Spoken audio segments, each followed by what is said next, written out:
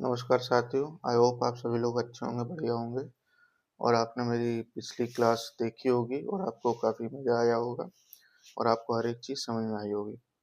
तो चलिए आगे उसी के आगे कंटिन्यू करते हैं। जैसे कि मैंने कहा था कि मैं आपको अगली क्लास में कुछ टर्म है, ये जानना थोड़ा-सा अच्छी बात है, मतलब अगर जान लें तो इसको देखते हैं। तो पहला टर्म यहाँ पे ज़ब्त है।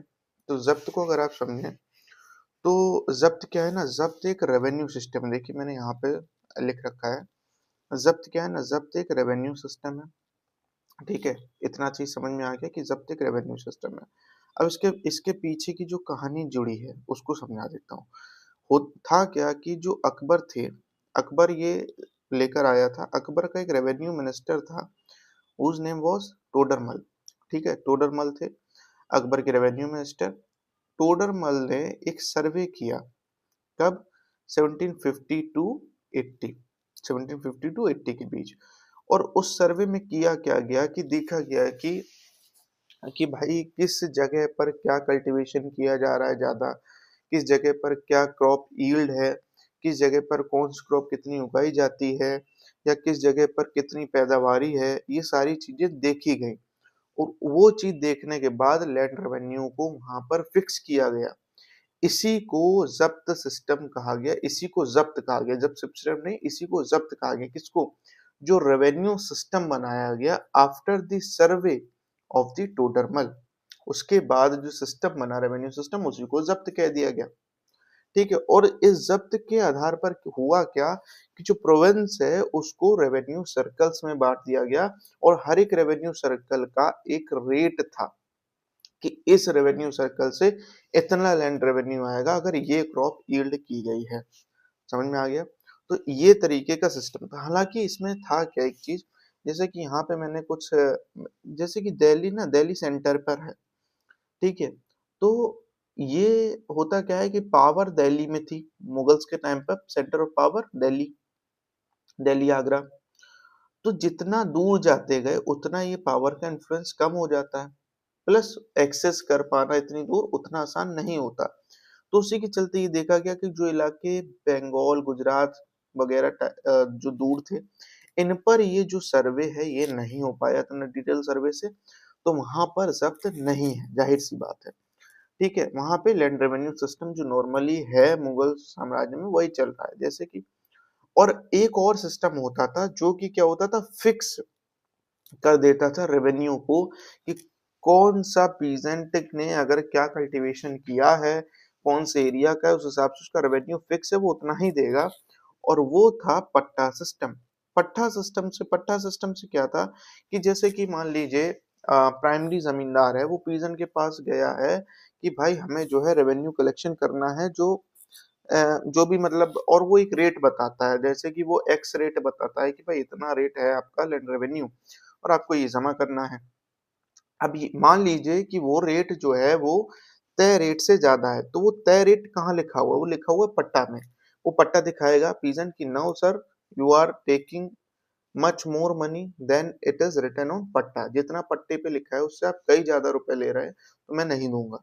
ठीक है? तो पट्टा जो था वो आधार था, ठीक है? पट्टा आधार था जो ये तय करता था, जो ये बताता था कि भाई कितना रेवेन्यू दिया जाना है, ठीक है? तो दिस वाज़ द पट्टा सिस्टम। और ये पट्टा सिस्टम मतलब एक तरीके से ना ये प्रूफ है कि द ये मुझे देना है, ये सर्टिफिकेट है कि ये अमाउंट मुझे देना है, ठीक है? तो पट्टा, वही पट्टा की बात हो रही है, तो पट्टा सिस्टम था, यहाँ पे डिसाइडेड था लैंड रेवेन्यू। अब वाप्स क्या था? अब वाप्स क्या था? देखिए, प्राइमरी ज़मींदार है, अब वो गया है टैक्स कलेक्शन करने पीजेंट से, ठीक है? पीजेंट से, तो वहाँ पे क्या है, वो पीजेंट से टैक्स के साथ-साथ कुछ और भी कलेक्ट करता है, दैट इज़ द नज़राना। और उसी नज़राने के तौर पर जो एक्स्ट्रा अमाउंट लिया गया है टैक्स से हटकर, वो एक्स्ट्रा अमाउंट कहाँ जाएगा? वो प्राइमरी ज़मींदार की जेब में जाएगा, ठीक है? और वही अमाउंट जो है अबवाब्स कहलाता है। क्या कहलाता है? अबवाब्स, ठीक है? बात समझ में आ गई? ज़ब्त समझ में आ गया होगा, अबवाब समझ में आ गया होगा, पट्टा सिस्टम समझ में आ गया होगा। अब आते हैं लैंड रेवेन्यू सिस्टम पर। लैंड रेवेन्यू सिस्टम मैंने पहले भी कहा था कि मैं आपको पढ़ाऊंगा और आपको कहीं भी कोई दिक्कत नहीं आएगी क्योंकि सारी चीज डिस्कस कर चुके हैं। जैसे कि हमें हायरार्की पता है भाई, सबसे नीचे पेजेंट है, रियोट है, पीजेंट है, रियोट है, is like Alto level person, ठीक है। ये खुदकस्त होगा क्योंकि इसके पास खुद की जमीन है, तभी ये लैंड रेवेन्यू प्रोवाइड कर रहा है। और ये लैंड रेवेन्यू किसको देगा? प्राइमरी जमींदार को। प्राइमरी जमींदार जो कि एक स्विफ्ट लेवल पर्सन है, तो ये यहाँ से क्या कलेक्ट करेगा? लैंड रेवेन्यू प्लस अब वापस ले लेता है ये, ठीक है। एंड देन ये ट्रांसफर कर देगा इस लैंड रेवेन्यू को इंटरमीडिएट जमींदार के पास। इंटरमीडिएट जमींदार is like a Fortuner level person, और ये क्या करेगा? ये प्राइमरी जमींदार से लैंड रेवेन्यू कलेक्ट करेगा, कुछ कमीशन रखेगा और उसको ऊपर ट्रांसफर कर देगा। अब ऊपर कहाँ ट्रांसफर करेगा? जैसे कि मैंने लैंड के टाइम पर आपको बताया था कि अगर मान लो जागीर लैंड है तो वो लैंड रेवेन्यू कहाँ पहुंचा देगा? जागीरदार के पास। अगर वो लैंड खलीसा लैंड है तो वो कहाँ पहुंचाएगा? दीवान के पास। दीवान कौन है? दीवान एज अ फाइनेंस मिनिस्टर है, finance minister type of person है ये। किस पर? स्टेट लेवल पर। इसका काम है पूरे राज्य में जो भी कलेक्शन हुआ है लैंड रेवेन्यू को वो अपने पास इकट्ठा करता है ना। जो तय अमाउंट है वो रखता है राज्य के लिए और बाकी सब कहाँ पहुंचाता है? Imperial treasury at the centre, that is the finance ministry at the centre. और ये डायरेक्टली कहाँ पहुंच गया? किंग के पास पहुंच गया ये पैसा। तो ये पूरी हायरार्की थी लैंड रेवेन्यू की कि किस तरीके से लैंड रेवेन्यू जो है वो एक पीजेंट से टॉप लेवल पर पहुंच रहा है। और फिर मैंने एक पहिकस्त भी बताए थे। क्या पहिकस्त एलआर देते हैं? नहीं देते, क्योंकि इनके पास जमीन है ही नहीं, ठीक है। तो ये पहिकस्त हैं, ये अल्टो लेवल से नीचे लेवल के जो हैं वो लोग हैं जिनके पास अपनी जमीन नहीं है, लेबर लेबर का काम करते हैं, फार्म लेबर का काम करते हैं, तो वो है, ठीक है। अब आगे की बात करते हैं। एक टर्म था जो मैं भूल गया था, दैट इज द डू आस्पा एंड सी आस्पा सिस्टम। बोला था ना कंटेंट से कोई खिलवाड़ नहीं, कंटेंट बिल्कुल क्वालिटी कंटेंट मिलेगा आपको। कोई भी चीज छूटेगी मैं सारी चीज रिव्यू करूंगा और फिर से बता दूंगा आपको। तो जब मैंने सवाल पढ़ाया था, ठीक है, तो सवाल में ये चीज एक छूट गई थी, डू आस्पा एंड सी आस्पा सिस्टम। तो उसको देख लेते हैं।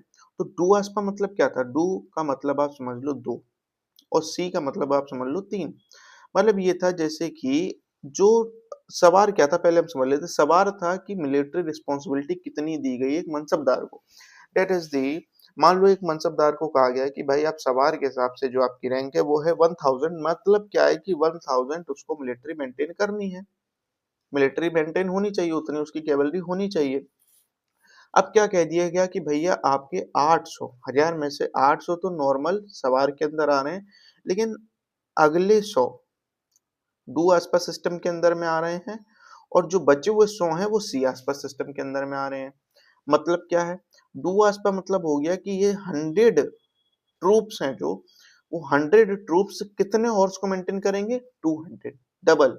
मतलब पर ट्रूप पर 2 हॉर्स को मेंटेन करना है, पर ट्रूप पर 2 हॉर्स को मेंटेन करना है। ये कौन करेगा? जमींदार, सॉरी वो मनसबदार। कौन मेंटेन करेगा? मनसबदार, जिसको ये मिलिट्री रिस्पॉन्सिबिलिटी दी गई है। और जो अगले 100 बचे हुए 100 पर सी आसपास जहां लगाया गया उस पे क्या करेगा? वहां पे उसको पर ट्रूप पर 3 हॉर्स को मेंटेन करना पड़ेगा। मतलब क्या है कि अगर 100 मिलिट्री ट्रूप्स हैं तो उसको कितने हॉर्स मेंटेन करने हैं? 300। और यहाँ पे कितने डू आसपा वाले में कितने हॉर्स मेंटेन करने हैं? 200 इफ 100 ट्रूप्स आर देयर, ठीक है। जरूरी नहीं है कि ये डू आसपास सी आसपास सब पर, और इसको भी इंट्रोड्यूस किसने किया? अकबर ने इंट्रोड्यूस किया है।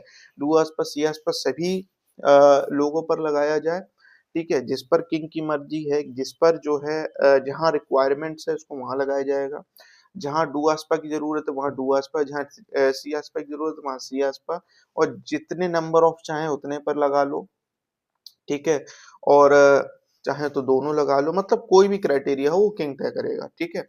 सीधे सी बात ये है। बस आपको डू आसपा सी आसपा मेन समझना था क्या है, कैसे लग रहा है, क्या लग रहा है, वो चीज आपको उतना आप जनरल सेंस से भी समझे तो समझ सकते हैं। मेन यहाँ पे जो चीज जानने की है कि ये क्यों इंट्रोड्यूस किया गया था। क्यों का जवाब ये है कि भाई ऐसा होता था, ये इसलिए किया गया अकबर ने कि एक एफिशिएंट मिलिट्री रहे, मिलिट्री हमेशा ओवर रेडी रहे। क्यों?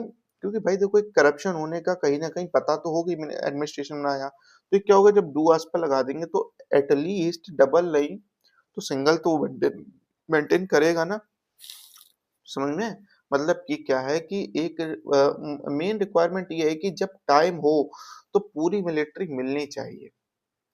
तो जो तय अमाउंट है वो तो तय करना ही, थोड़ा आप अगर एक्स्ट्रा भी रखेंगे तो मिलिट्री मजबूत ही करेगा एम्पायर की। ठीक है, प्लस अगर करप्शन होगा भी तो मिनिमम बेसिक क्राइटेरिया तो पूरा रहेगा कम से कम। तो ये बेसिकली इसलिए लाया गया था। अगर आप सिंपल सा रीजन इसको देखें तो बाकी तो चीजें कुछ कॉमन सेंस वाली हैं, मगर आप सिंपल सा इसका रीजन देखें तो सिंपल सा ये था कि मिलिट्री को और भी ज्यादा एफिशिएंट बनाने के लिए।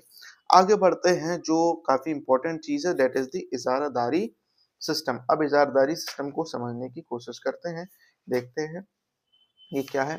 अब इजारदारी सिस्टम को सबसे पहले अगर आप देखेंगे तो जैसा कि उसमें लिखा भी है, मैंने स्क्रीन पर लिख रखा है कि इजारदारी सिस्टम पर कौन लेकर आया है, शाहजहां लेकर आया है, शाहजहां 2858, शाहजहां लेकर आया है 2858। अब ये क्यों लाया गया था, ये क्यों लाया गया था? सबसे पहली बात, इसका मेन रीजन ये था कि कभी कदार क्या होता था कि लैंड रेवेन्यू सिस्टम, सिस्टम तो नहीं कहेंगे बट उस सिस्टम में जो एक हायरार्की है दैट इज द जमींदार, वो कभी कदार फेल हो जाता था जो सेट अमाउंट ऑफ कलेक्शन है उसको कलेक्ट करने में। क्यों? कभी हो सकता है हार्वेस्ट खराब हो गई हो, उस हिसाब से भाई मतलब भाई खेती बाड़ी का काम है, कभी फसल खराब हो गई, सारी चीज हो जाती है, तो कभी वो हो गई हो तो भाई लैंड रेवेन्यू कलेक्शन हो नहीं पाया। या मान लीजिए कभी कभी ऐसा भी होता था कि भाई गांव में कोई डेवलपमेंट का काम है, अभी जमींदार भी वही डेवलपमेंट के ही गांव के ही आदमी है, तो ये क्या क्या होता था कभी कभार साथ दे देते थे और कह देते थे कि भाई चलो ठीक है इस महीने नहीं, आप अगले महीने लैंड रेवेन्यू दे देना। तो वहां पर ये सिस्टम फेल, बट जागीरदार जो है उसको तो सैलरी मिल रही है ना उससे, तो उसको तो टाइमली चाहिए। तो वहां पे प्रॉब्लम किसको हो रही है? उस जागीरदार को प्रॉब्लम किसको हो रही है? मनसबदार को, क्योंकि उसको मिलिट्री मेंटेन करनी है। प्रॉब्लम किसको हो रही है? किंग को, क्योंकि उसकी मिलिट्री मेंटेन नहीं हो रही, टाइम पर पैसा नहीं आ रहा है। बट जो है इस अब इस प्रॉब्लम की बात क्या थी, ये प्रॉब्लम को सॉल्व करने के लिए यहाँ पर इजारदारी सिस्टम को लाया गया। अब इजारदारी सिस्टम लेकर आया है शाहजहां 2858। हालांकि ये काफी ज्यादा फायर बैक करेगा डिक्लाइन ऑफ मुगल में, अभी देखना इसका काफी बड़ा रोल होगा इजारदारी सिस्टम का। तो यहाँ होता क्या है, जो right to collection of right to collection of revenue है, यहाँ पर मेन सिस्टम का काम क्या है, जो right to collection of LR है, इसको क्या किया जाता है, ऑक्शन किया जाता है। ऑक्शन मतलब समझते हैं ना, नीलामी क्या लगाई जाती है, नीलामी। और जो भी हाईएस्ट बिडर है, जो भी हाईएस्ट बिडर होता है उसको ये right to collection of land revenue दे दिया जाएगा। अच्छा मुझे बताइए, ये वतन राइट किसका था? जमींदार का। लेकिन अब हो क्या रहा है कि इस right to collection of land revenue को ऑक्शन किया जा रहा है और ऑक्शन करके ये राइट को दे दिया जा रहा है जो कि किसी जमींदार का वतन राइट है। अब आप इससे अंदाजा लगा सकते हैं कि जब इस इजारदारी सिस्टम को ज्यादा लगाया जाएगा तो प्रॉब्लम किसको होगी? जमींदार को। और किसको होगी? पीजेंट को। तो आगे चल के हमको ये देखने को मिलेगा कि जब ये पीजेंट रिवोल्ट करेंगे तो इन रिवोल्ट को रीडरशिप कौन देगा? यही जमींदार देंगे। क्यों? यहाँ से इजारदारी सिस्टम आपका एक बहुत बड़ा रीजन होगा उस चीज का कि जमींदार क्यों लीडरशिप दे रहे हैं और पीजेंट क्यों रिवोल्ट करना चालू करेंगे धीरे धीरे। अच्छा मैं ये बात कर रहा हूँ, रिवोल्ट पीजेंट जमींदार मिलके मुगल टाइम में भी कर रहे हैं और रिवोल्ट पीजेंट जमींदार मिलके ईआईसी के टाइम भी करेंगे, या जब यूरोपियन जो गवर्नमेंट है अपने यहाँ ब्रिटेन गवर्नमेंट जब वो राज करेगी तब भी रिवोल्ट यही होगा कि पीजेंट रिवोल्ट कर रहे हैं और जमींदार लीडरशिप दे रहे हैं। ऐसा क्यों? क्या ये सिस्टम वहां तक कंटिन्यू रहा? बिल्कुल कंटिन्यू रहेगा।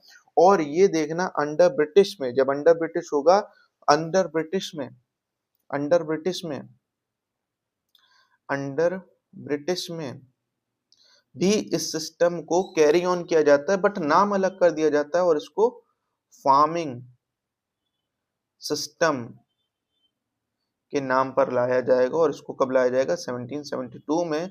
और कौन लेकर आएगा इसको? वॉरेन हेस्टिंग्स लेकर आएगा। मजा आएगा, पढ़ेंगे। अब देखो चीजें हम ऐसे कनेक्ट करेंगे, ऐसे कनेक्ट करेंगे और चीजें कनेक्ट करो और फिर समझो तो मजा आता है भाई। नया वाला भी समझ में आ जाता है, पुराना वाला रिपीट हो जाता है और समझना आसान हो जाता है। ठीक है। और यहाँ पे अब आप देखिए फार्मिंग सिस्टम 1772 में वॉरेन हेस्टिंग लेके आ जाएगा और ये बिल्कुल डिट्टो टू कॉपी है ज़रदारी सिस्टम, जो कि शाहजहां 2858 लेकर आएगा।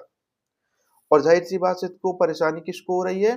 पीजेंट जमींदार को। और इससे फायदा किसका हो रहा है? रूलर पार्टी का। Ruler party means king, mansabdar, जमींदार। वहां पर किसका फायदा होगा? ब्रिटिश ब्रिटिश या ईआईसी को। किसको होगा? ब्रिटिश गवर्नमेंट या फिर ईआईसी को। तो इससे क्या होगा? रिजल्ट क्या देखने को मिलेगा? हमें इसका कॉन्सिक्वेंस देखने को मिलेगा, पीजेंट रिवोल्ट्स। पीजेंट रिवोल्ट्स इसका कारण होगा, इसका ड्रॉबैक होगा। अब आपको समझ में आ रहा होगा डिक्लाइन ऑफ मुगल्स में ये किस तरीके से काम आएगा। अब देखते हैं इसको देखो, पहले इसकी ना इंट्रोडक्शन की बात कर लेते हैं और मजा आएगा। नहीं, उससे पहले ये चीज बता दूं, मैंने जैसे कि यहाँ पे कहा कि right to collection of land revenue को ऑक्शन किया जा रहा है और हाईएस्ट बिडर को ये जो right to collection of land revenue है वो दे दिया जा रहा है कि भैया हाईएस्ट बिड करो। अब बिड में हाईएस्ट मतलब क्या है? जैसे कि ये एरिया है, इस एरिया से जो एलआर कवर होना है वो 1 लाख का कवर होना है, ठीक है। लेकिन हो क्या रहा है, जो कलेक्शन जमींदार ला के दे रहे हैं वो 0 ला के दे रहे हैं या बहुत ज्यादा 10,000 20,000 ला के दे रहे हैं, तो भाई इससे नुकसान है। इससे क्या है? नुकसान है। और वहीं पे क्या किया जा रहा है? इस राइट को ऑक्शन किया जा रहा है, बिड किया जा रहा है। और हाईएस्ट बिड क्या बिड करेगा कि भाई मैं इस लैंड से आपको 80,000 का दे दूंगा कलेक्शन। कोई कह रहा है कि मैं इस लैंड से आपको 70,000 का दे दूंगा, कोई कह रहा है मैं इससे आपको 1 लाख का दे दूंगा, पूरा दे दूंगा। तो जो हाईएस्ट बिड करेगा, 1 लाख वाले ने बिड किया, उसको जो है ये राइट टू कलेक्शन का ऑप्शन दे दिया जाएगा कि जाइए आप कलेक्ट करिए जाके। और प्लस इसको क्या दिया जाएगा? अच्छा, एक चीज और, जिस हाईएस्ट बिडर को ये राइट दे दिया जाएगा उसको कहा जाएगा? इजारादार। उसको क्या कहा जाएगा? इजारादार। और प्लस इससे कह दिया जाएगा कि क्योंकि अब देखो, इसने इन्वेस्टमेंट की है, इस बंदे ने, इस इजारदार ने। और ये इजारदार आप समझिए कोई भी हो सकता है, मतलब कोई दूसरा जमींदार भी बिड कर सकता है, प्रेजेंट जमींदार भी बिड कर सकता है, कोई मर्चेंट बिड कर सकता है, कोई ट्रेडर बिड कर सकता है, कोई भी मैन ऑफ मनी यहाँ पे बिड कर सकता है। बस आपके पास वो अमाउंट जो तय आपने किया वो होना चाहिए। अब आपको ये 1 लाख आपने बिड कर दिया, ये आपको जमींदार को जागीरदार को देना है, या खलीसा लैंड है तो फिर उसको दीवान को देना है, मतलब इंटरमीडिएट जमींदार या जो भी उसको देना है आपको, और वहां बात खत्म है। फिर आप ग्राउंड पे कैसे कलेक्शन कर रहे हो वो आप जानो कौन? इजारदार जाने। तो जब इजारदार कौन है? ये एक बिजनेसमैन आदमी है, इसने इन्वेस्टमेंट की है। अगर इसने वादा किया है कि मैं 1 लाख कलेक्ट करके दूंगा, तो कलेक्ट कितना करेगा? ये इससे डबल करने की कोशिश करेगा या इससे ज्यादा कलेक्ट करेगा। तो ज्यादा कलेक्ट करने के लिए इसको क्या करना होगा? ज्यादा लोगों से टैक्स कलेक्शन करना पड़ेगा। मतलब क्या होगा कि ये पीजेंट्स हैं उनसे तो कलेक्ट करेगा ही रेवेन्यू, प्लस जो बिजनेसमैन हैं बिजनेसेस हैं, उनसे भी ये लैंड रेवेन्यू कलेक्ट करेगा। या उस एरिया में जो ट्रेडर, मतलब उस एरिया में वो किसी को छोड़ने नहीं वाला, वो सबसे रेवेन्यू कलेक्शन करेगा। After all he have made an payment, उसने पेमेंट की है और उसको प्रॉफिट चाहिए। उसको पहले तो अपना ये जो उसने वादा किया है उसको वो अमाउंट वापस लेना है, प्लस उसको प्रॉफिट कलेक्ट करना है। तो यहाँ पे क्या होगा? यहाँ पे ऑपरेशन ऑफ पीजेंट देखने को मिलेगा। और इससे क्या होगा? इससे आप देखिए इजारादारी सिस्टम से कहीं ना कहीं ये जो छोटे बिजनेसमैन हैं इनको भी तो दिक्कत हो रही है। तो ये भी इसीलिए हमको देखने को मिलेगा कि छोटे छोटे बिजनेसमैन भी इन रिवॉर्ड्स में साथ देने को मिल जाते हैं। ठीक है, और देखता हूँ और कुछ छूटा तो नहीं है। अब एक चीज है, अब मान लीजिए मैंने कहा कि इजारादार ने प्रॉमिस किया, बिड किया, हाईएस्ट बिड कर दिया। अब इसने बिड तो कर दिया 1 लाख का। अब बिड करने के बाद इसके पास ना बहुत ऑप्शन है कि ये पेमेंट कैसे देगा। या तो ये वन टाइम में पूरी पेमेंट दे दे जमींदार को, ठीक है, काम खत्म, सॉरी जागीरदार को। या ये कह सकता है कि भाई आप एक सेट अमाउंट ये रखिए, कुछ अमाउंट रखिए, आप 20% ऑफ द अमाउंट रखिए इस बिड का, और 80% ऑफ द अमाउंट जो बचा है, दैट इज 80,000, वो मैं आफ्टर कलेक्शन दे दूंगा। आफ्टर कलेक्शन, तो ये ऑप्शन भी था इनके पास। अब मान लीजिए एक सिचुएशन हम मान लेते कि ये 1 लाख नहीं दे पाया, फेल, ये फेल कर गया। ये कौन फेल कर गया? इजारदार, ये भी फेल कर गया कि भाई जो है मैं आपको बाकी अमाउंट नहीं दे पाऊंगा, लेकिन इसने इसने ये फेल कर गया, तो क्या होगा? यहाँ पे री ऑक्शन का भी क्राइटेरिया था। मतलब क्या होगा? फिर से इस right to collection of land revenue का री ऑक्शन होगा, and then again the same process, higher bidder will be the winner, higher bidder जो है वो विनर होगा और वो नेक्स्ट इजारादार होगा, और अब वो जो है कलेक्शन करेगा। बिल्कुल सिंपल स्ट्रेट, कोई डाउट नहीं होगा। आई थिंक कोई डाउट नहीं होगा। ठीक है, तो इजारदारी सिस्टम समझ में आया क्या है। और यहीं पे और एक चीज मैं और बता दूं, जब मैंने फार्मिंग सिस्टम की बात की ही है तो मैं ये भी कह देता हूँ, farming system is equal to इजारदार सिस्टम। अब इजारदार इक्वल टू क्या है? इजारदार इक्वल टू क्या है? इक्वल टू क्या है? Revenue farmers. रेवेन्यू फार्मर्स, ये कौन है? रेवेन्यू फार्मर्स इजारदार ही हैं। मतलब जब ब्रिटेन में ये सिस्टम लागू किया जाएगा फार्मिंग सिस्टम का, तो वहां पे इजारदार को क्या कहा जाएगा? Revenue farmers. काम वही करेंगे जैसे इजारदार करते थे। आई होप आपको ये चीज पूरी समझ में आई हो, और बाकी मैं देख लेता हूँ कि कोई भी चीज रह गई तो मैं उसको भी देख लेता हूँ। हाँ, एक चीज और है, अगर मैं आपसे क्वेश्चन पूछूं, क्या ये जो ट्रेडिशनल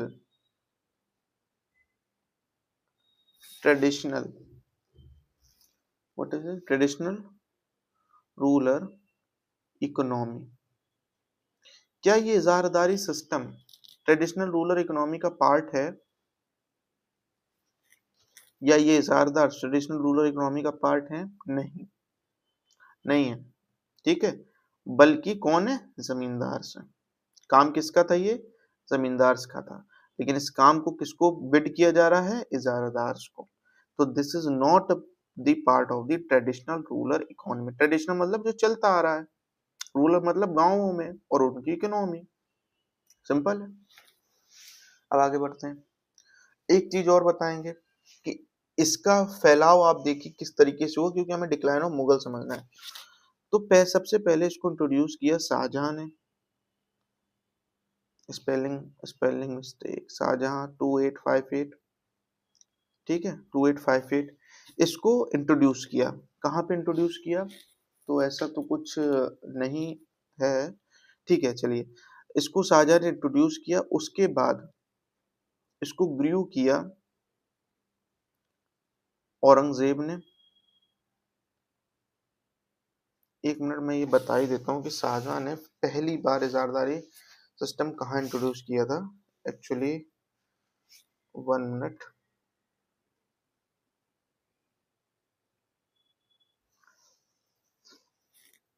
या हेलो, तो मैं थोड़ा सा मैं सर्फिंग करने चला गया, तो मैं देखने के लिए कि शाहजहां पहली बार कहाँ पे इंट्रोड्यूस किया रेवेन्यू, ये जो इजारदारी सिस्टम है, तो ऐसा कुछ आ नहीं रहा है। ठीक है, तो ऐसा कुछ लिखा भी नहीं है कहीं, मैंने ऐसे बुक्स वगैरह में भी देखा और उसमें भी, तो ऐसा कुछ नहीं है।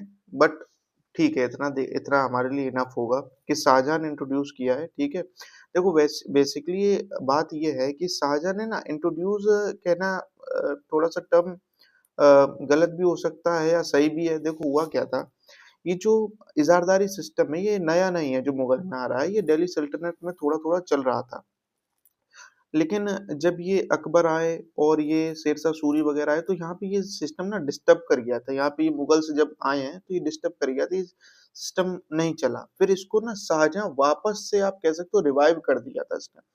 तो अगर मैं इंट्रोड्यूस से रिवाइव शब्द का ज्यादा इस्तेमाल करूँ तो ज्यादा अच्छा होगा। और अगर मुगल एम्पायर में आप इसको फॉर्मली देखोगे तो फॉर्मली जो है, मतलब कि कागजों पर फॉर्मली तौर पर इस सिस्टम को जहांगीर शाह ने इंट्रोड्यूस किया है। ठीक है, तो शाहजहां के लिए हम कहेंगे 2858 इसने रिवाइव किया है। ठीक है, और शायद इसीलिए ऐसा कुछ नहीं आ रहा है कि पहली बार, तो I am sorry for that. चलिए आगे बढ़ते हैं। ग्रीव ड्यूरिंग, तो ये जो इजारदारी सिस्टम जो रिवाइव किया गया शाहजहां 2858 के द्वारा, इसको ग्रीव किया औरंगजेब 5807 ने, औरंगजेब 5807 ने, और इसको स्प्रेड किया, काफी ज्यादा इसका इस्तेमाल किया 18th सेंचुरी के दौरान औरंगजेब ने। अच्छा, औरंगजेब क्यों करेगा? देखिए, जब हम डिक्लाइन ऑफ मुगल्स, मतलब उसका पहला पॉइंट जब मैं बताऊंगा रीजन, औरंगजेब जब मैं रीजन बोलूंगा तो उसमें हम लोग क्या देखेंगे कि औरंगजेब ना डेक्कन को जीतना चाहता है। औरंगजेब डेक्कन को जीतना चाहता है, पूरे डेक्कन को कवर करना चाहता है, और वो वहां पे लगातार वॉरफेयर कर रहा है उसी के चक्कर में। ठीक है, लगातार लड़ रहा है वहां पे। और जब वॉरफेयर कर रहे हो तो आपको रेवेन्यू चाहिए, पैसा चाहिए टाइमली। क्या वहां पे कोई ये चीज अफोर्ड कर सकता है क्या कि जो है टाइमली लैंड रेवेन्यू ना है? तो वहां पे वो किंग अफोर्ड नहीं करेगा, क्योंकि वॉरफेयर चल रहा है, उसको तुरंत पैसा चाहिए। तो वहां पर आपको देखने को मिलेगा कि औरंगजेब ने इस सिस्टम का काफी ज्यादा इस्तेमाल किया। और इसके बाद आता है हमारे भाई जहांगीर शाह, जिसकी मैंने अभी जिक्र किया कि इन्होंने जो है मुगल एम्पायर में फॉर्मली इस चीज को इंट्रोड्यूस कर दिया था। जहांगीर शाह 1213, जिन्होंने इसको पंजाब में एंड बंगाल में लागू कर दिया था, और बाद में एंड लेटर कहां पर, अवध में एंड हैदराबाद में।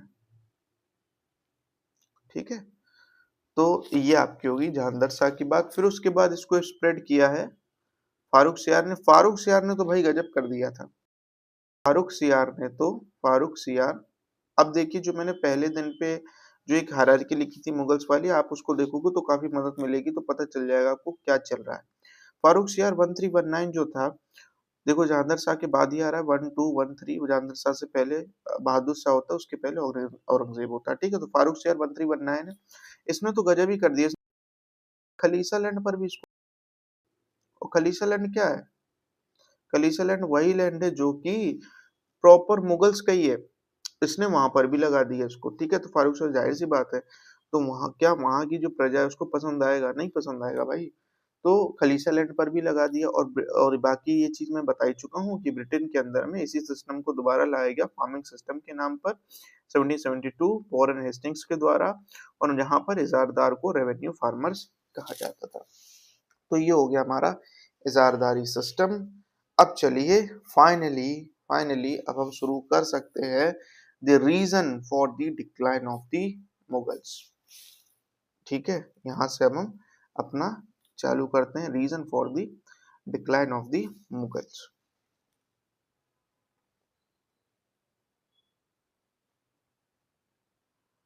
For the decline of Mughals. ठीक है, मतलब यह है कि भाई मोटा मोटा जितना हमें जानना जरूरी था मुगल्स के एडमिनिस्ट्रेशन के बारे में, वो हमने जान लिया है। और अब हम डिक्लाइन ऑफ मुगल्स को समझने के लिए बिल्कुल रेडी हैं। और चलिए अब इसको वन बाय वन समझा जाए। तो जैसा कि मैंने कहा था, सबसे पहला पॉइंट जो मैं बताऊंगा वो बताऊंगा रोल ऑफ औरंगजेब का। इसका औरंगजेब क्या है इसका, 5807। ठीक है, सबसे पहले मैं रोल बताऊंगा औरंगजेब का। ठीक है, तो औरंगजेब क्या है? औरंगजेब का टाइम वो टाइम है जब मुगल एम्पायर अपने एम्पायर अपने पीक पर है। किस पर है? पीक पर है। और अगर आप उसकी वो जानना चाहो कि क्या बोलते हैं, क्या पीक थी, तो वो मैं थोड़ा सा आपको यहीं साइड में बता सकता हूँ।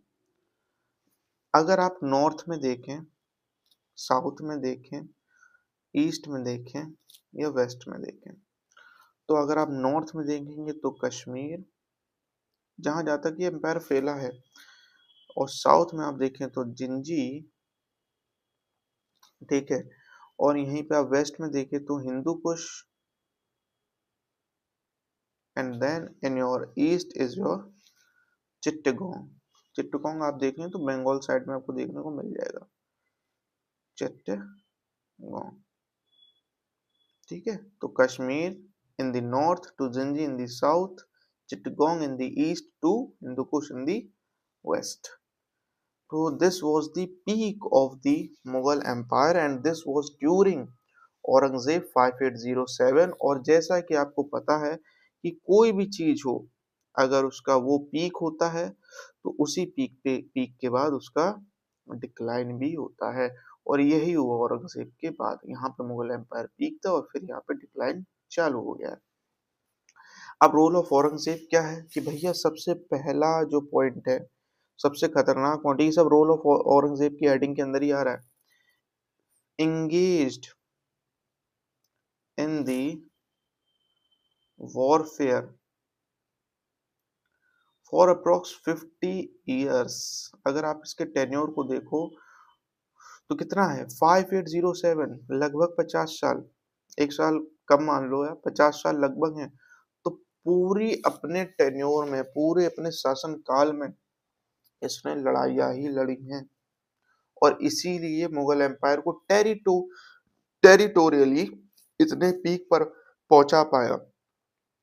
ठीक है, और यही कारण बन गया इसका वॉरफेयर का, यही एक कारण बन गया मुगल एम्पायर के डिक्लाइन का। क्यों, ऐसा क्यों हुआ, वॉरफेयर से क्या कॉन्सिक्वेंसेस होंगे?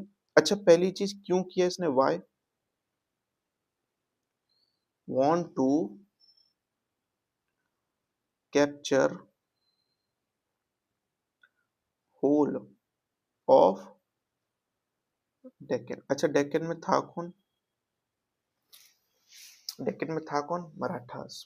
कौन थे? मराठास। तो वहां इसकी लड़ाइयां होंगी, समझ रहे हैं, तभी यहाँ से मराठों से लड़ाइयां होंगी। ठीक है, इससे इफेक्ट क्या पड़ा? इफेक्ट पड़ा इससे कि रिसोर्सेस का ड्रेन हुआ। ड्रेन ऑफ रिसोर्सेस होगा कि नहीं होगा? बिल्कुल, आप कॉमन सेंस लगाइए, बिल्कुल होगा। Drain of resources. और क्या होगा भाई, जब लगातार लड़ाई हो रही है तो क्या वहां पे ट्रेड या बिजनेस चल सकता है?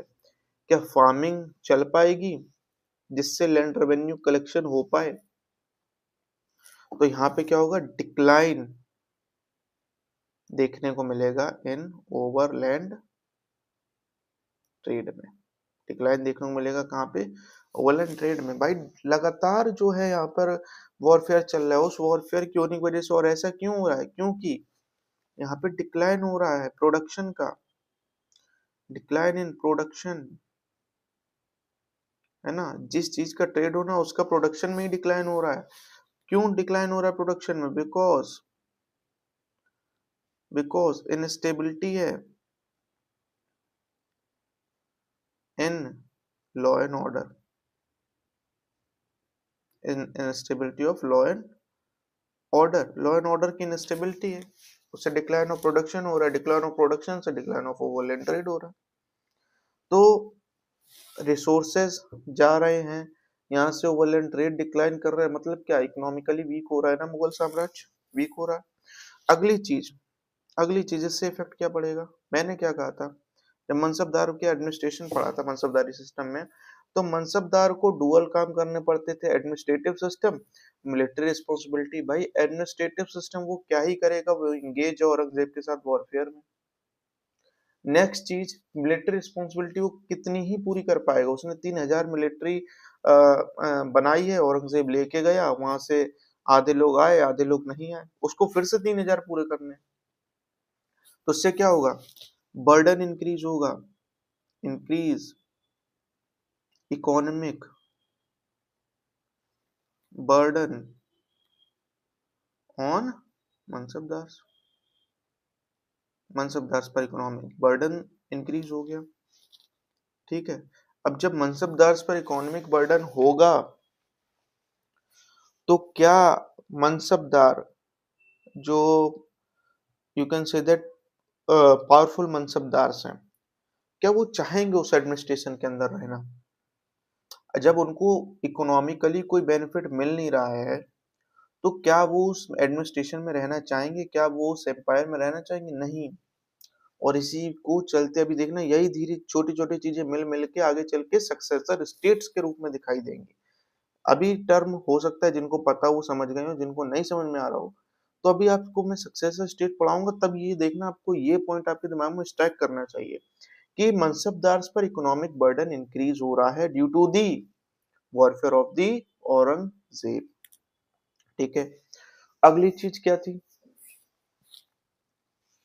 नेक्स्ट पॉइंट क्या था, औरंगजेब ने एक काम और किया कि गोलकोंडा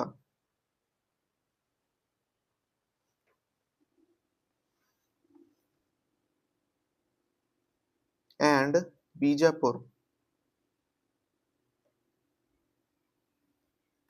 बीजापुर को 1685 में और गोलकोंडा को 1689 में क्या कर लिया औरंगजेब ने, एनेक्स कर लिया। एनेक्स करने का मतलब क्या है, कब्जे में ले लिया। अब यहाँ से नुकसान क्या हुआ भाई, इससे क्या नुकसान हो गया, ये देखो गोलकोंडा बीजापुर की अगर मैं बात करूँ तो ये साउथ में है। ठीक है, ये इंडिपेंडेंट मुस्लिम स्टेट है, इंडिपेंडेंट मैंने बोला है मतलब मुगल एम्पायर के अंतर नहीं आ रहे हैं, तभी तो एनेक्स किया है। इन्हीं दो रीजन को मराठा भी कैप्चर करना चाहते हैं और इन्हीं दो रीजन पर औरंगजेब ने भी कैप्चर कर रखा है गोलकोंडा बीजापुर। हालांकि यहाँ पर मराठों का इन्फ्लुएंस थोड़ा सा ज्यादा था गोलकोंडा बीजापुर में, ये ऑटोनॉमस मुस्लिम किंगडम है। अब हुआ क्या, नुकसान क्या हुआ कि इस गोलकोंडा और बीजापुर के जो एडमिनिस्ट्रेटर थे उनका सपोर्ट लेने के लिए औरंगजेब ने इनको मनसबदार तो बनाया, जागीरदार भी बनाया, लेकिन इस जमीन को, जो गोलकोंडा और बीजापुर की जमीन है, इसको खलीसा लैंड बना दिया। अब आप क्या इससे नुकसान समझ सकते हैं, नुकसान क्या होगा कि ये जो मनसबदार जो गोलकोंडा बीजापुर के हैं जिनको मुगल एडमिनिस्ट्रेशन में ले लिया गया है और इनको मनसबदार बना लिया गया और इनको जागीर दे दी गई और इनकी जमीन को खलीसा लैंड बना दिया गया, मतलब उस जमीन पर किसी की जागीर नहीं है, तो वो जागीर किसकी कॉम्प्रोमाइज होंगी, वो जागीर कॉम्प्रोमाइज होंगी जो ऑलरेडी जागीरदार मनसबदार हैं।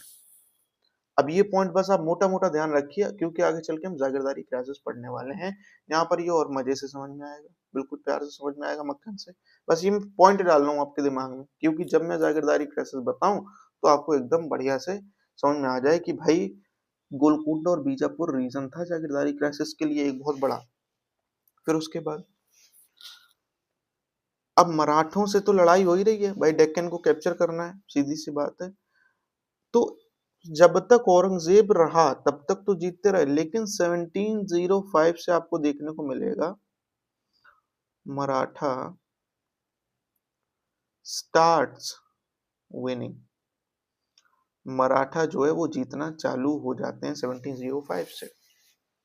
1705 से मराठा स्टार्ट होना जीतना शुरू हो जाते। एक कारण और मैं कहूंगा आपसे, एक कारण जो मैंने कब बताया था, फर्स्ट या सेकंड क्लास में बताया था, क्या बताया था कि औरंगजेब ने मराठा और औरंगजेब की कॉन्फ्लिक्ट से रिलेटेड है वो, कि औरंगजेब ने क्या किया था कि शिवाजी को डिसरेस्पेक्ट किया था, जो इनके ट्रेडिशन में था कि capturing the other kingdoms but not humiliating it, उस चीज को, उस प्रथा को, उस ट्रेडिशन को तोड़ दिया था औरंगजेब ने और शिवाजी को इंसल्ट किया था।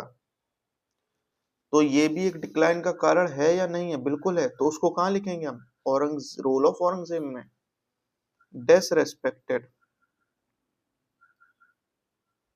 डिसरेस्पेक्टेड शिवाजी, शिवाजी को डिसरेस्पेक्ट किया। और अगली चीज क्या है और देख लेते हैं, और औरंगजेब से रिलेटेड देखेंगे अभी हम क्योंकि ये डिक्लाइन वाला पार्ट अभी और बड़ा है तो उसको हम को कल पूरा करना पड़ेगा, आज ये पूरा नहीं हो पाएगा। बट हम रोल ऑफ औरंगजेब को तो पूरा कर दूंगा, मैं कोशिश ये करूंगा। तो मैं देख रहा हूँ क्या कोई पॉइंट छूटा है।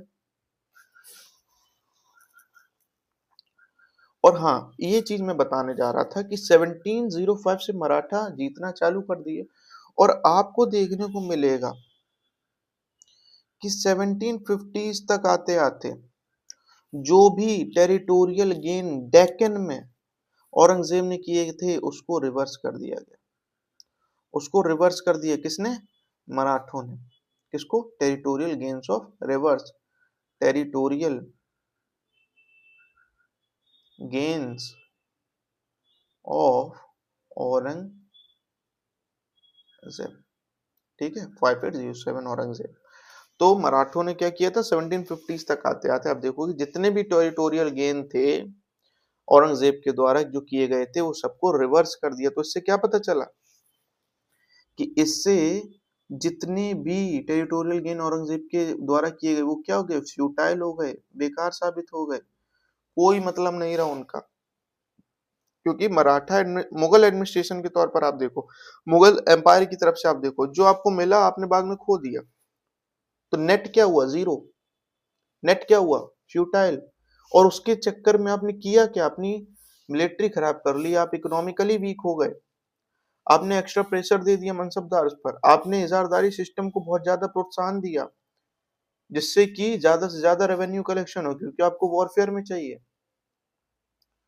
तो कुछ गेन नहीं हुआ, और यही कुछ रीजन रहे औरंगजेब के रोल के कि डिक्लाइन ऑफ मुगल हमें देखने को मिलता है। हालांकि टेरिटोरियली अगर पीक पर बोले मुगल एम्पायर तो कब था, वो औरंगजेब के टाइम पर ही था। इसके आगे अब हम कल बात करेंगे। ये औरंगजेब के पॉलिटिकल रीजंस थे, कल औरंगजेब के थोड़े से रिलीजियस पॉलिसीज की बात करेंगे।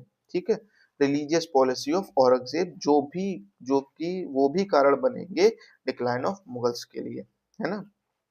तो चलिए इसी के साथ हम आज की क्लास को खत्म करते हैं, आज की वीडियो खत्म करते हैं। आई होप आपको अच्छा लगा हो, समझ में आया हो।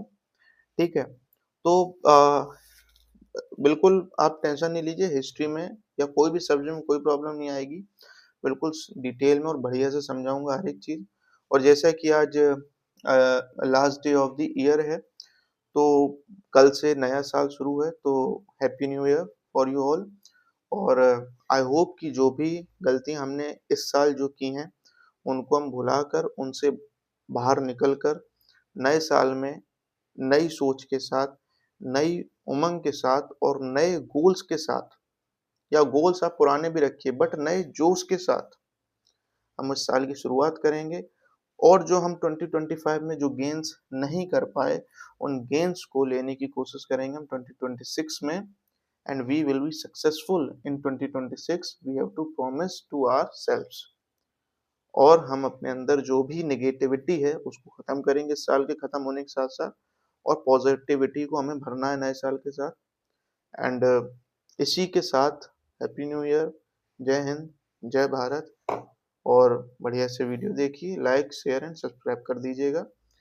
अगर आपको वीडियोस अच्छे लग रहे हो, ऐसे ही लाते रहूंगा, मैं कोर्स पूरा करूंगा, कंप्लीट करूंगा, उसकी बिल्कुल भी टेंशन नहीं है। ठीक है, थैंक यू सो मच।